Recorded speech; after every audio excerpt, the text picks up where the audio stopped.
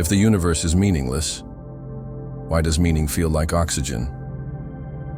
We stare into the night sky, vast and infinite, and we wonder, what is all this for? Is there a reason, a plan, a story in which we are the hero? But behind that gaze is a truth few dare to hold for long. The stars are silent. The cosmos is indifferent. And yet the human heart screams for purpose. This is the paradox we live with. In a world ruled by chaos and randomness, we invent meaning as if our lives depend on it. Because in a way they do. Every civilization, every culture, every child looking for answers gravitates toward story. We craft myths, religions, ideologies. Not necessarily because they are true, but because they soothe the unbearable discomfort of uncertainty. The mind craves order the way the lungs crave air. Left without it, we spiral into anxiety, fear, madness. It starts young. A child asks, "Why is the sky blue?" And we reply with stories. Some scientific, some spiritual. But underneath all of them is the same fragile truth. We don't know.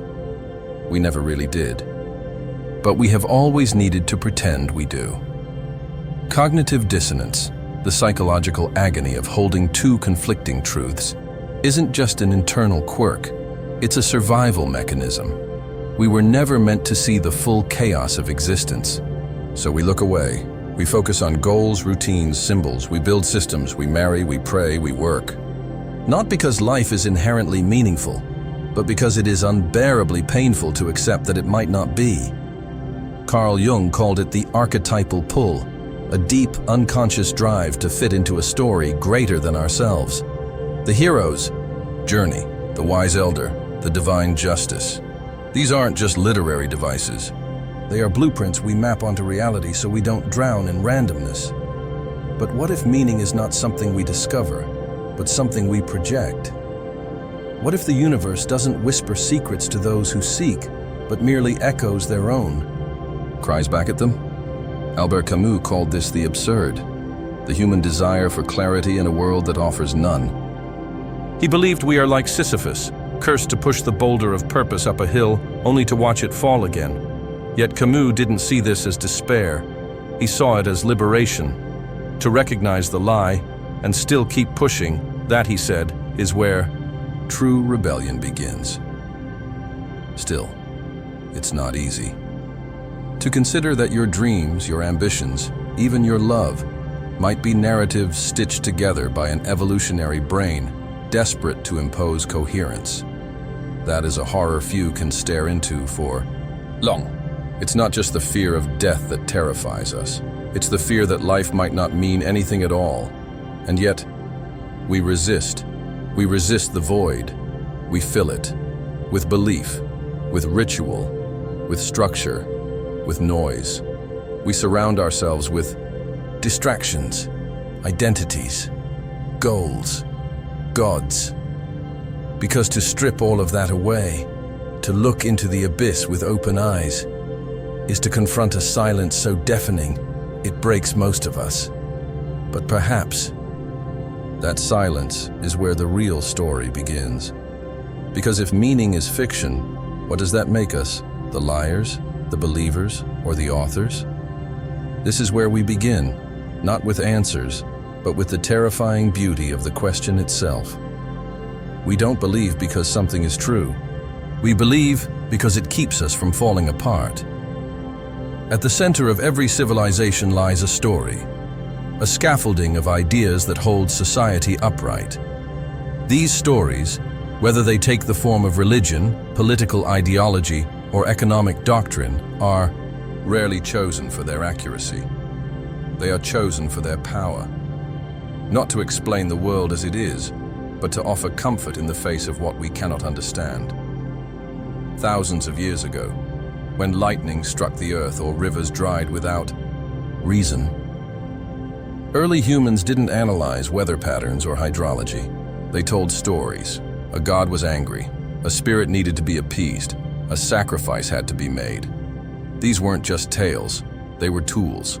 Tools to control the chaos that surrounded them, to transform the unbearable unpredictability of life. into something human minds could manage. Ernest Becker, in The Denial of Death, argued that culture itself is a defense mechanism, a fortress we build against the terror of mortality, because to be aware of death, truly aware, is to walk through life carrying a scream we must constantly silence. Belief systems offer that silence. They give death a purpose, suffering a reason, and chaos a script. Beliefs don't just answer questions. They anchor identity. They offer belonging. They say, this is who you are. This is where you came from. This is why your life matters. In a meaningless universe, they provide narrative control. And narrative, Becker suggests, is what we cling to when everything else slips away. Across history, this architecture has evolved. Divine monarchies convinced millions that kings ruled by heavenly mandate, and disobedience wasn't just rebellion, it was sin. American exceptionalism transformed a fledgling nation into a mythic force for freedom and destiny, no matter how violently its foundations were laid. Today, capitalism sells more than goods. It sells the story of merit, of value, of meaning tied to productivity. And like all great myths, it resists scrutiny because it doesn't live in facts, it lives in hearts. These systems don't survive because they're untrue. They survive because they work. They organize people, coordinate action, and reduce existential confusion. They turn a crowd into a nation, a transaction into a sacred ritual, a market into a moral landscape. But there's a cost. When we accept meaning as given, we stop questioning who gave it to us. When a flag becomes sacred, dissent becomes treason. When work becomes worship, burnout becomes virtue. When money becomes proof of value, poverty becomes a personal failure. Forget that these structures were invented. That belief is a lens, not a law. And when that lens becomes too rigid, when the architecture becomes a prison, we mistake the map for the territory. We trade curiosity for certainty, freedom for comfort. This is not to say all belief is false, but it is to say most belief is chosen before it is examined, not because it's true, but because it keeps the fear at bay. So we must ask, who builds the scaffolding of our reality? And what happens when the structure begins to crack? Because the moment we recognize belief as architecture, we open the door to tearing it down, or building it anew. Throughout history, it has never been the lie that posed the greatest danger, but the truth. Not because truth is violent, but because it threatens the delicate balance of stories that hold societies together. Socrates didn't wage war. He asked questions. Yet Athens sentenced him to death, not for violence, but for corrupting the youth and disrespecting the gods. What he truly disrupted was the myth of certainty, the comforting illusion that society knew what was good, what was just, what was real. Centuries later, Galileo dared to claim the Earth was not the center of the universe. His evidence was not refuted. It was ignored, ridiculed, suppressed. He was forced to recant, not because his telescope was broken, but because his truth cracked the foundation of a worldview held together by divine order. In every age, truth-tellers are framed as rebels, lunatics, or traitors. Consider Edward Snowden, not a violent man, not a political radical, but someone who revealed the scale of mass surveillance. He didn't break the system, he revealed it. And for that, he became a fugitive. When power depends on illusion, those who expose reality are treated as threats. Why does this pattern repeat? Gustave Le Bon, in The Crowd, observed that people in groups abandon individual reasoning. They become hypnotized by the collective mind. Truth that threatens the group's identity is not met with curiosity, but with rage, because belief is not held intellectually. It is held emotionally. To question it is to trigger fear, shame, and insecurity. Plato's allegory of the cave paints this perfectly. Prisoners live their entire lives watching shadows on a wall, believing them to be reality. When one escapes and sees the world as it truly is, he returns, not as a hero, but as a madman. They don't thank him for freeing them. They hate him for disturbing their peace. This is the cost of what can be called narrative fragility. When a society's story is too brittle to absorb contradiction, it doesn't adapt. It attacks. Dissent becomes heresy. Critique becomes treason. Whistleblowers are exiled. Journalists are imprisoned. Truth becomes the enemy because it threatens the psychological shelter built from collective belief. Today, we still see this dynamic. Speak against the dominant narrative on politics, identity, history, and you risk social exile. You might not be burned at the stake, but your reputation will be. The machinery is more subtle now, more digital, but no less ruthless. Cancellation, censorship, public shaming, these are the new torches lit against heretics. Why? Because meaning is not just personal, it is tribal. And when truth threatens the tribe's myth, it threatens the individual's place within it. People would rather protect a lie that gives them identity than accept a truth that leaves them alone. Truth is lonely. It's rarely welcomed and almost never comfortable. But it is necessary. And so, we must ask, if telling the truth puts you at odds with society, is the price worth paying? And more disturbingly, what does it say about the society that fears its own reflection? Because maybe the real threat is not the truth itself, but the fact that we've built so much upon illusions we're too afraid to question. In a world where meaning is currency, the ones who print it control the game. But unlike money, meaning doesn't need to be real. It only needs to be believed. This manipulation of meaning wasn't a glitch. It became the system. The story of who you are, your identity, your values, your goals, began to be outsourced to marketers. We didn't just buy products. We bought status, aspiration, belonging. The shoes didn't just protect your feet. They made you someone. The phone didn't just connect you. It validated you. Purpose was no longer something discovered. It was delivered, prepackaged, and branded. Governments joined in, not as neutral overseers, but as engineers of emotion. Nationalism became a sacred script. Flags were no longer cloth, but commandments. Fear was harnessed, of outsiders, of enemies, of collapse, to forge unity out of anxiety.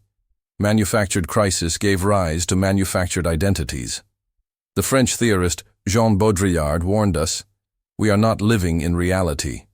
We are living in a simulation of it. In Simulacra and Simulation, he explained how symbols have replaced substance. We no longer ask what something is, we ask what it means. But that meaning is hollow, detached from any original truth. Disneyland, he argued, is not fake because it's fantastical. It's fake because it pretends there's a distinction between real and unreal, when both are scripted illusions. In this hyper-reality, purpose is not grown. It is programmed. Nowhere is this more evident than in the algorithmic landscapes of social media. Here, identity is shaped by reaction, not reflection. Outrage gets visibility. Dopamine loops keep us scrolling. Likes masquerade as love. Retweets stand in for relevance. We are fed a diet of artificial meaning, engineered to addict, not enlighten. A post that gets attention becomes a belief. A viral idea becomes a tribe. A trending narrative becomes a worldview. All without depth. All without context. We are no longer living lives, we are performing them. And yet somewhere underneath the noise, there's a quiet ache. A longing for something real. Not the illusion of mattering, but the experience of it.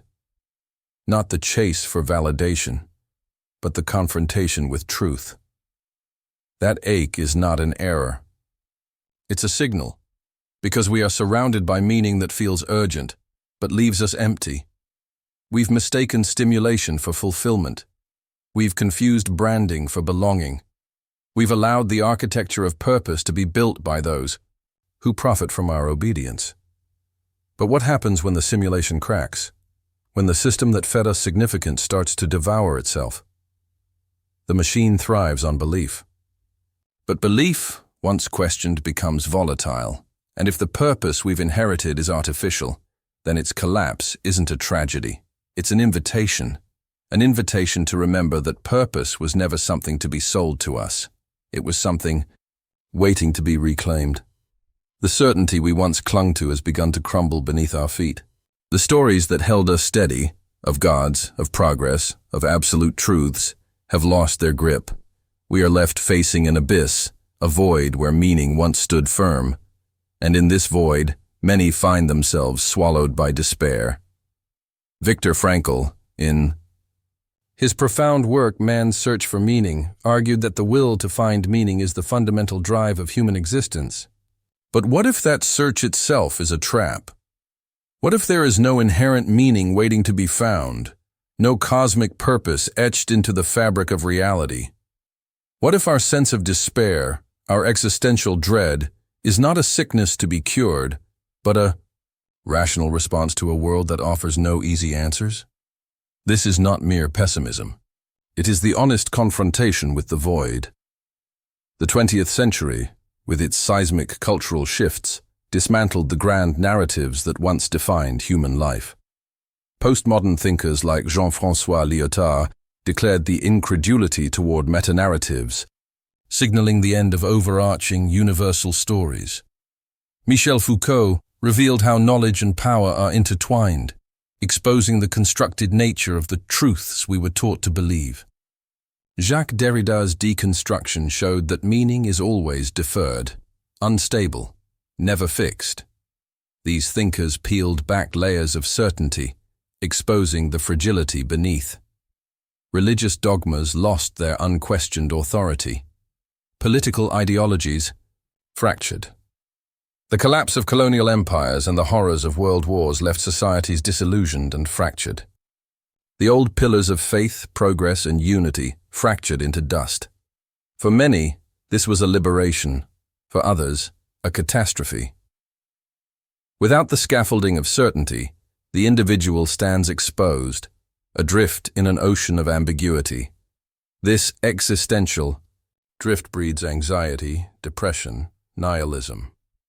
The ground beneath is no longer solid, and the future feels like a question without an answer. This is the belly of the beast, the low point of our journey, where hope seems dimmest. Yet within this darkness, there is a strange and paradoxical freedom. To lose certainty is to lose the burden of inherited meaning. It is to confront reality on its own terms, raw and unvarnished. It is to become a creator of meaning rather than a consumer of it. This freedom is not a gift handed down. It is wrestled from the chaos. And so the collapse of certainty is not just an end. It is the painful, necessary threshold to transformation. To face the void is to stand at the edge of possibility. The question that remains is this: what will we choose to build from the ruins? If there is no fixed meaning, no cosmic script etched into the stars, then what remains? What now? This is not a question of despair, but of profound liberation. To release ourselves from the illusion of predetermined purpose is to step into a world where meaning is not discovered, but created. Friedrich Nietzsche spoke of the radical act of becoming who you are. In a universe indifferent to our existence, this is not defeat but empowerment. It is the invitation to forge an identity beyond inherited narratives, to sculpt a self from raw experience rather than borrowed dogma. Nietzsche's call is defiant. Embrace your freedom, even if it means standing alone. Albert Camus, wrestling with the absurd imagined Sisyphus, a man condemned to roll a boulder endlessly up a mountain, smiling in the face of his eternal task. The joy Camus finds is not in a grand purpose, but in the very act of presence, the awareness of struggle itself. Life's meaning is not a prize waiting at the summit, but the rhythm of the climb. This shift transforms life from a rigid architecture of fixed meaning into an open canvas, a work of art in perpetual creation. Alan Watts framed it beautifully. Life is not a journey to be completed, but a dance to be enjoyed. The steps have no ultimate destination. The beauty lies in movement itself. Such freedom is not easy. It demands courage to relinquish comfort and certainty, to live in a state of becoming without guarantees, but in that unchained existence, true agency arises. The self is no longer a puppet of myth or propaganda, but a creator of values, narratives, and purpose. In this space of radical freedom, we find beauty and possibility, an invitation to invent ourselves anew, every day, in every moment. No longer bound by false scripts, we become authors of our own stories, painters of our own lives. This is not the end of meaning, but its most profound beginning. Beneath an endless canopy of stars, the universe holds its breath, silent, vast, and inscrutable. Maybe this silence is not emptiness, but something sacred, a final whisper that transcends words, inviting us to lean into the stillness rather than flee from it. We have journeyed through the shadows of despair, wrestled with the collapse of meaning, and faced the unbearable weight of uncertainty. Yet, here at the edge of the unknown, there is a quiet power in simply being. The restless craving for answers may never be satisfied, but it is this very yearning that defines us, that shapes our humanity. Perhaps meaning is not a hidden treasure buried in the cosmos, waiting to be uncovered. Perhaps it is the fire we kindle within ourselves, the courage to create, to love, to endure without certainty. The dance of existence continues, not because of grand design, but because we choose to move, to breathe, to live. So, in this sacred silence, may we find peace, not by grasping for illusions, but by embracing the freedom to shape our own stories. The universe may not speak, but we are here, alive, and that is enough. In the vast quiet of the cosmos, the final whisper remains. Life, in all its fragile brilliance, is worth living.